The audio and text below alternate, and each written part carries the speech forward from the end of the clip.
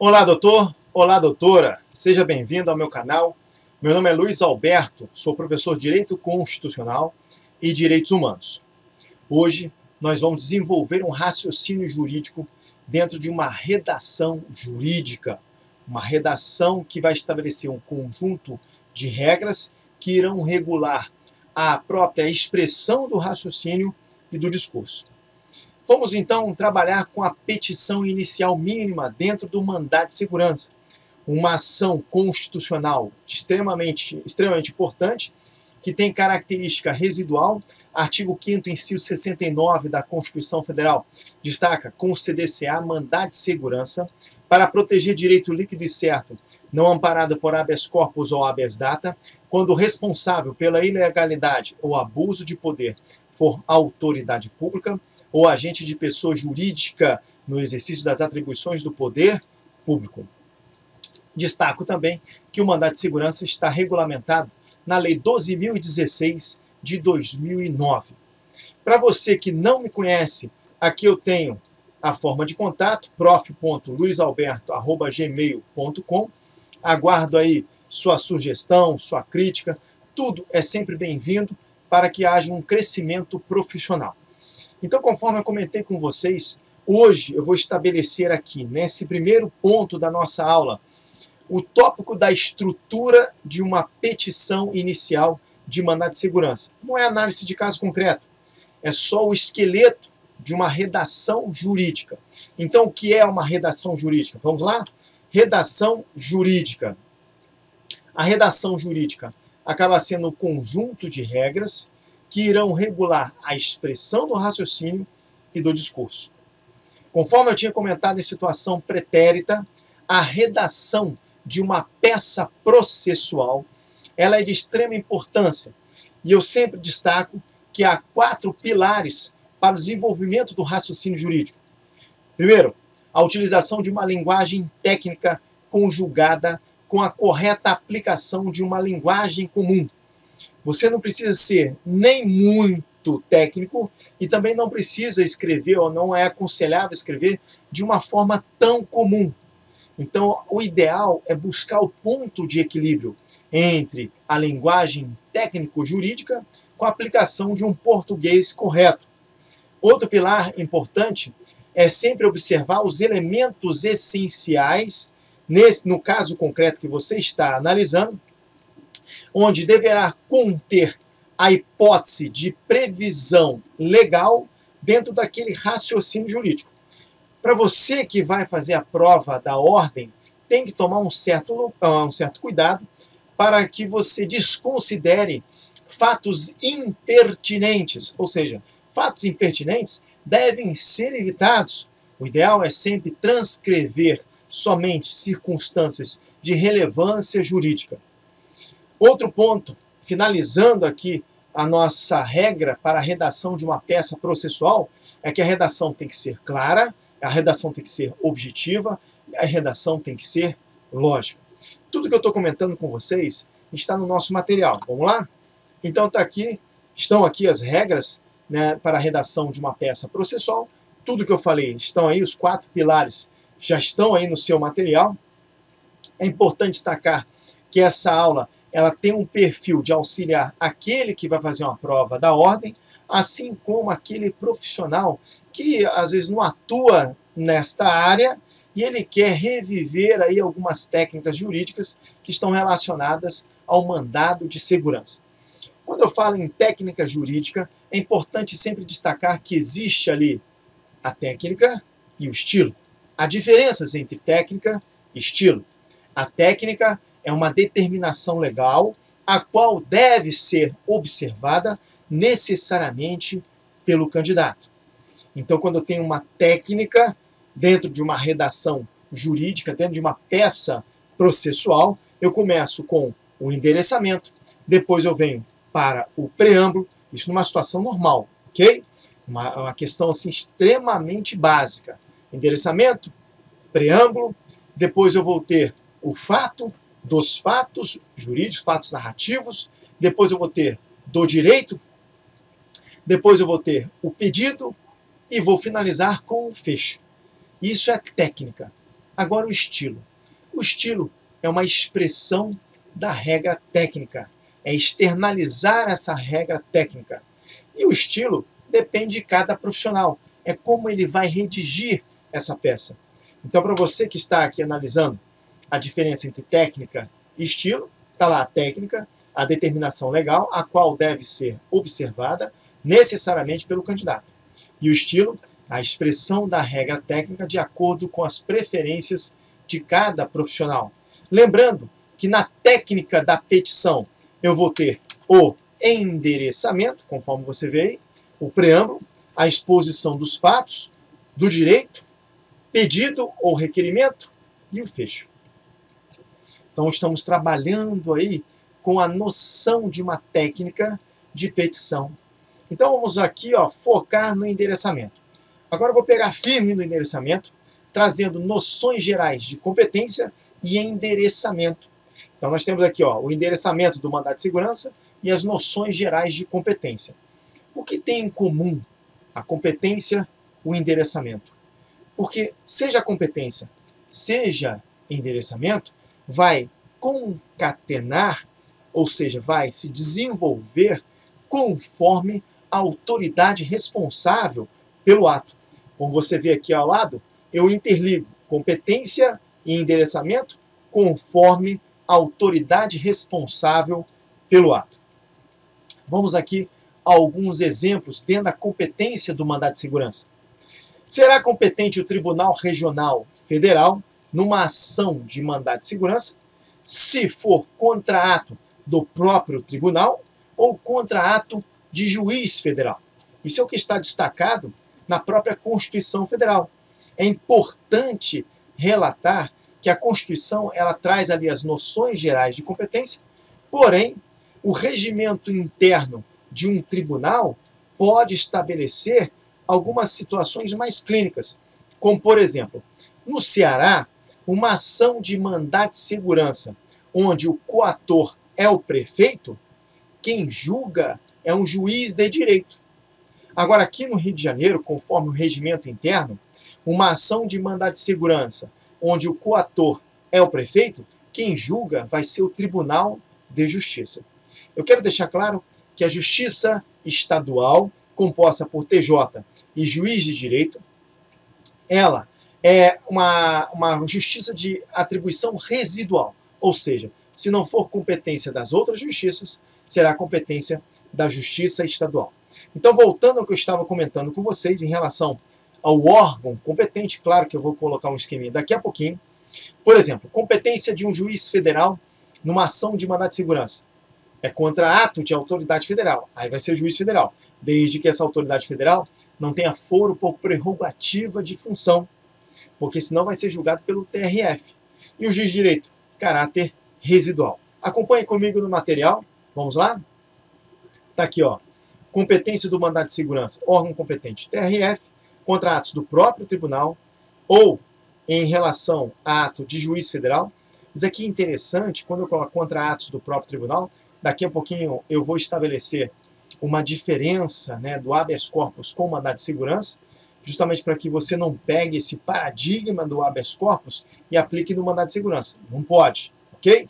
Aí eu tenho aqui, se for juiz federal ou órgão competente, é porque é um mandado de segurança contra ato de autoridade federal, exceção competência do TRF, quando essa autoridade tem foro por prerrogativa de função, e o juiz de direito, sempre em caráter residual.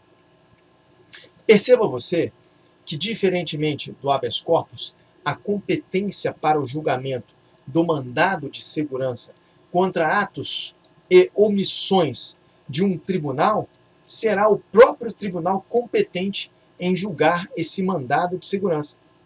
Interessante também destacar que o Supremo Tribunal Federal e os tribunais superiores, eu tenho lá o STJ, o TST, o TSE, o STM, são os tribunais superiores. O Supremo Tribunal Federal, segundo a doutrina majoritária, não é tribunal superior, é o órgão de cúpula da nossa ordem constitucional, é o oráculo da Constituição, é o protetor da nossa lei maior, ou como diz Canotilho, da nossa Bíblia Constitucional.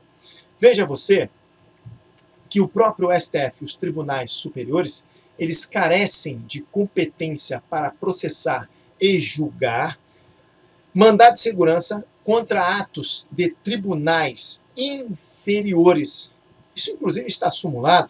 Você tem o STF na súmula 624 e você tem o STJ na súmula 41, que daqui a pouquinho eu vou colocar para vocês. Mas primeiro essa observação, não preciso notar, está aqui no nosso material, vamos lá? Está aqui, ó.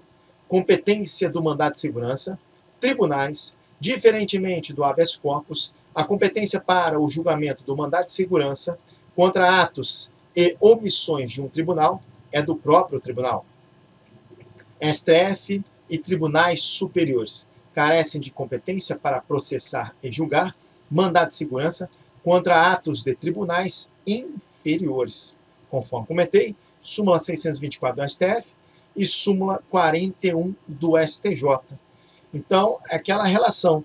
Mandado de segurança contra ato do tribunal, a competência é o próprio tribunal. Mandado de segurança contra ato de STJ, desculpa, ou STF, ou TST, ou TSE, quem julga é o próprio STF, é o próprio TST, é o próprio TSE, é o próprio STM. Tudo certo? Então vamos às súmulas. Olha lá. Não compete, súmula 624, STF, não compete ao Supremo Tribunal Federal conhecer originariamente de mandado de segurança contra atos de outros tribunais. STJ, súmula 41.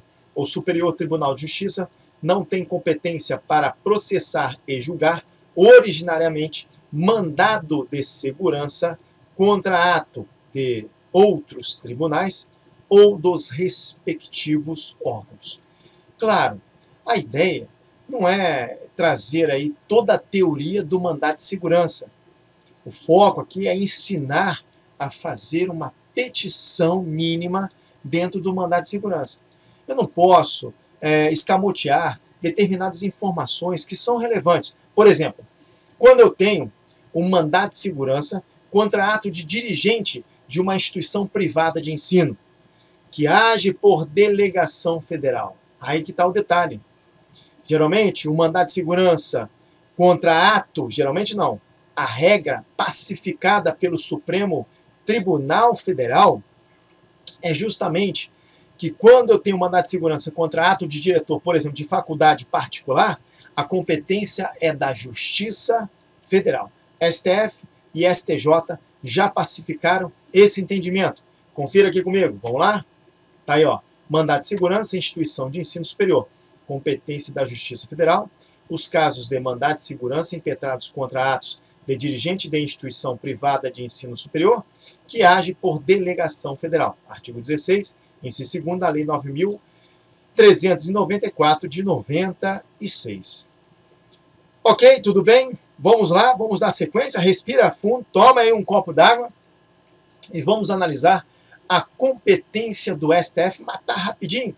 A competência do STF em mandado de segurança contra atos de quem? Presidente da República, mesa da Câmara dos Deputados e do Senado Federal, contra atos do Tribunal de Contas da União, contra atos do Procurador-Geral da República ou contra atos do próprio Supremo Tribunal Federal. Confira aí comigo. Então você tem aqui, ó, presidente da competência do STF, mandado de segurança contra presidente, ato de presidente da República, mesa da Câmara, mesa do Senado Federal, Tribunal de Contas da União, Procurador-Geral da República, próprio Supremo Tribunal Federal.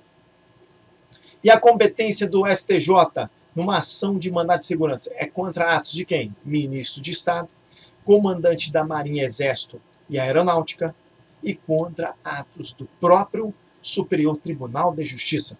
Vamos analisar? Então tá aí, ó. Competência do STJ contra atos de ministro de Estado, comandante da Marinha, Exército e Aeronáutica, próprio Superior Tribunal de Justiça. Acabou? Só falta um detalhe para que a gente possa exercitar o endereçamento. É muito importante destacar que a Lei 12.016 de 2009, no seu artigo 1º, parágrafo 1º, vai equiparar autoridades a dirigentes de pessoas jurídicas ou pessoas naturais que estejam no exercício das atribuições do poder público. Claro, somente no que disser respeito a essas atribuições. Também se equipara às autoridades, com viés aí de uma autoridade coatora em mandado de segurança, os administradores de entidades autárquicas, assim como, presta atenção que isso foi tema de prova, os representantes ou órgãos de partidos políticos. Confira aqui comigo na tela, vamos lá? Então, equiparam-se às autoridades, 12.016/2009, artigo 1º, parágrafo 1º, dirigentes de pessoas jurídicas ou pessoas naturais no exercício de atribuições do poder público, somente no que disser respeito a essas atribuições. Os administradores de entidades autárquicas e os representantes ou órgãos de partidos políticos. Ok? Então vamos agora atacar o endereçamento. Eu fiz uma tabelinha. De um lado eu coloquei a instância e do outro lado eu coloquei quem seria o destinatário do endereçamento da petição, se caso a ação iniciasse naquela determinada instância. Vamos ver como é que ficou. Aqui, ó. Bom, a primeira instância, se for a Justiça Estadual, o destinatário no endereçamento da petição vai ser quem? Quem está ali no primeiro grau de jurisdição? O juiz de direito. Ok, tudo bem. Como eu estou exercitando o endereçamento, como ficaria esse endereçamento? Excelentíssimo senhor doutor, juiz de direito, traço, da vara, desculpa, juiz de direito da, tracinho, aí você vai colocar vara civil ou vara da fazenda pública. Caso exista a vara da fazenda pública, sempre destinar a vara da fazenda pública, justamente porque essas ações, geralmente, via de regra, de mandado de segurança, é sempre contra o Estado, então a vara de fazenda pública que julga, mas se não houver vara de fazenda pública, é a vara civil. Então você coloca vara civil, vara de fazenda pública da comarca de... Aí coloca o espaço, justamente porque, se caso, no caso concreto da OAB, citar a cidade, a comarca em si, você pode especificar, não tem nenhum problema. Então, analisando aqui, como é que ficaria mesmo, professor? Está aqui, ó. Excelentíssimo senhor doutor juiz de direito da vara civil ou vara da fazenda pública da comarca de... Ok? Vamos agora a uma outra hipótese de endereçamento? Vamos lá. Bom, dentro da primeira instância, se for a Justiça Federal, então a anterior foi a Justiça Estadual. A primeira instância, sendo a Justiça Federal, o destinatário vai ser, do endereçamento da petição, será um juiz federal. O mais importante é destacar que na Justiça Federal não existe comarca, existe seção judiciária. Então o endereçamento é praticamente igual ao anterior, mas você não coloca comarca, você coloca seção judiciária. Excelentíssimo senhor doutor juiz federal da, traço, vara civil da seção judiciária de... Vamos lá? Está aqui, ó. Excelentíssimo senhor doutor juiz federal da vara civil da seção judiciária de... E aí coloca. Tudo bem? Vamos para a segunda instância? Vamos lá. Segunda instância. A segunda instância, atacando primeiro a Justiça Estadual. Começou ali a trabalhar com tribunais? Presta atenção. O endereçamento sempre vai ser para um presidente daquele tribunal. Então, no caso, o destinatário do endereçamento de uma petição na segunda instância no âmbito estadual vai ser o desembargador presidente. Então, tá lá. Desembargador presidente. E como ficaria o endereçamento? Excelentíssimo senhor doutor desembargador presidente do Tribunal de Justiça do Estado de... Ok? Vamos lá, conferir? Então tá aqui, ó. Excelentíssimo senhor doutor desembargador presidente do Tribunal de Justiça do Estado de... Ok? Avançamos. Vamos para a segunda instância no âmbito federal? Então tá lá, ó. Justiça Federal. Destinatário. Desembargador federal presidente. Então tá aí, ó. Desembargador federal presidente. E a ideia é praticamente a mesma da anterior. Endereçamento. Excelentíssimo senhor doutor desembargador federal presidente do Tribunal Regional Federal, aí coloca a região. Então tá lá, ó. Excelentíssimo senhor doutor desembargador federal presidente do Tribunal Regional Federal, e aí coloca a região. E para finalizar, vamos pegar ali a instância da demanda STF e STJ, não é isso? Está lá, STJ, STF. O destinatário do endereçamento da petição será quem? Sempre o ministro-presidente. Então, ministro-presidente, endereçamento, vamos lá. Está aqui, ó, ministro-presidente. E como ficaria o endereçamento? Excelentíssimo senhor doutor, ministro-presidente do Colendo Superior Tribunal de Justiça ou do Colendo Supremo Tribunal Federal. Então tá aí, ó. Perfeito? Ok. Após o endereçamento, é aconselhável um espaçamento de 10 linhas. Então vamos lá. Espaçamento, opa, coloquei 2, mas são 10, tá ok? Espaçamento aqui de 10 linhas. Alguns colocam 5 linhas, não tem nenhum problema. Mas vamos lá, espaçamento de 10 linhas. Aí logo em seguida vem um preâmbulo. Tem que tomar um certo cuidado em relação ao preâmbulo. Por quê? O preâmbulo possui algumas peculiaridades. Entre elas, o conteúdo. Então temos o conteúdo do preâmbulo, onde vai ter que ter o impetrante. Para impetrar o mandado de segurança, não pode esquecer que exige-se uma capacidade postulatória, ou seja, exige ali o advogado amparando aquele indivíduo que foi lesado numa ação que não cabe habeas corpus e que não cabe o próprio habeas data, justamente porque o mandado de segurança ele é residual. Então vamos lá, está aqui, ó, impetrante exige a capacidade postulatória. Características, então, dessa legitimação ativa. Quem é que pode estar ali no polo ativo de uma ação de mandado de segurança, amparado por advogado? Pode ser qualquer pessoa, seja natural ou jurídica? Sim, desde que seja uma situação de caráter, no caso, né, de caráter residual, não cabendo aí o habeas corpus ou o habeas data, comprovando aí a violação de um direito líquido e certo. Lembrando que o mandado de segurança não admite uma dilação probatória, ou seja, uma apresentação da prova em momento futuro. O próprio direito líquido e certo destaca que a prova tem que ser pré-constituída. Na ação, ao ingressar com a ação, a prova deve ser pré-constituída na inicial. Tudo certo? Então tem aqui, ó, a regra: qualquer pessoa natural que comprova a violação do direito líquido e certo, não amparado por habeas corpus e habeas data.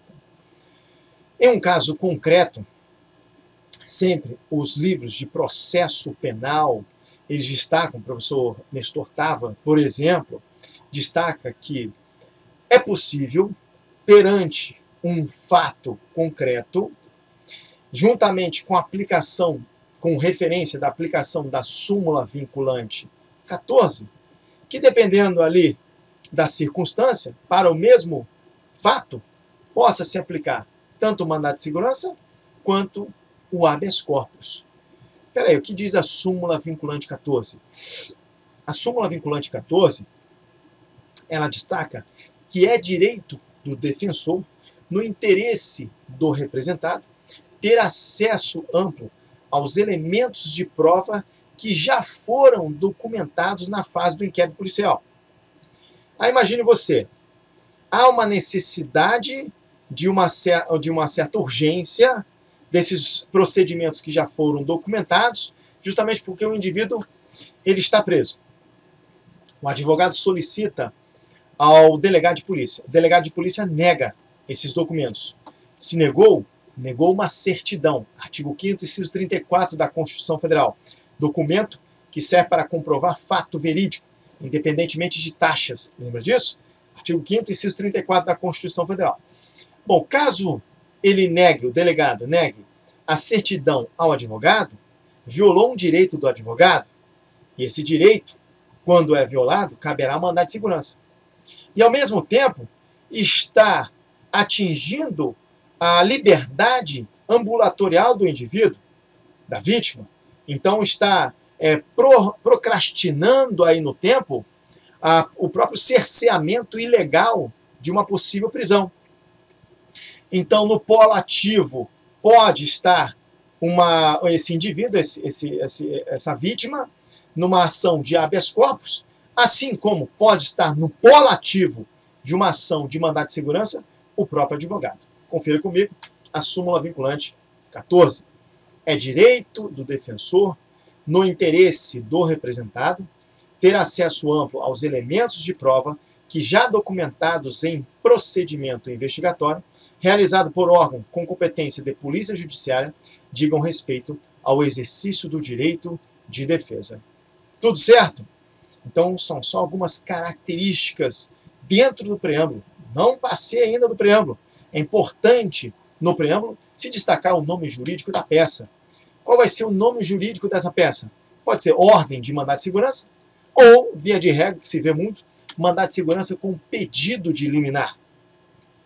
Sempre quando citar aí o nome da peça, o nome jurídico da peça, é sempre importante também estabelecer os artigos de embasamento, artigo 5º, inciso 69 da Constituição Federal, também combinado aí com a 12.000, com a lei ordinária 12.016 de 2009, então sempre destacar, indicar a possível liminar, é possível, né, fazer a indicação de liminar, não tem uma regra muito específica, onde se encaixa ali o pedido de liminar, mas é possível? Sim, é possível fazer uma indicação de liminar, até porque o artigo 7º, inciso 3º, da 12.016 de 2009 prevê essa possibilidade, desde que haja o fumus boni iuris e o periculo in mora.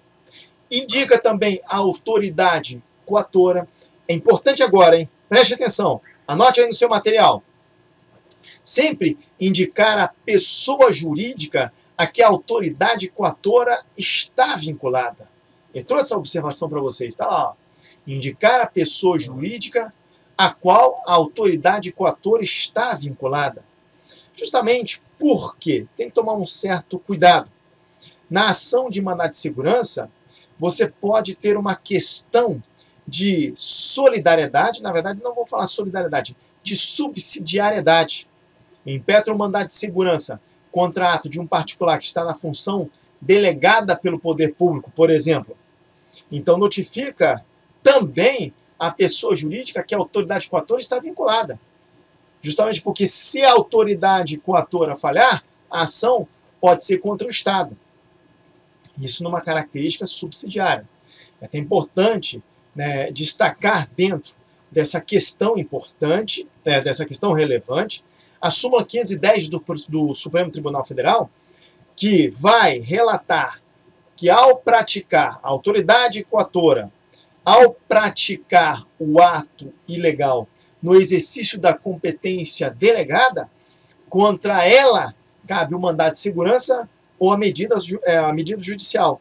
Então não é contra o Estado diretamente, vai ser contra a própria autoridade coatora. Vamos conferir a súmula 510 para ver se é isso mesmo? Está lá, ó.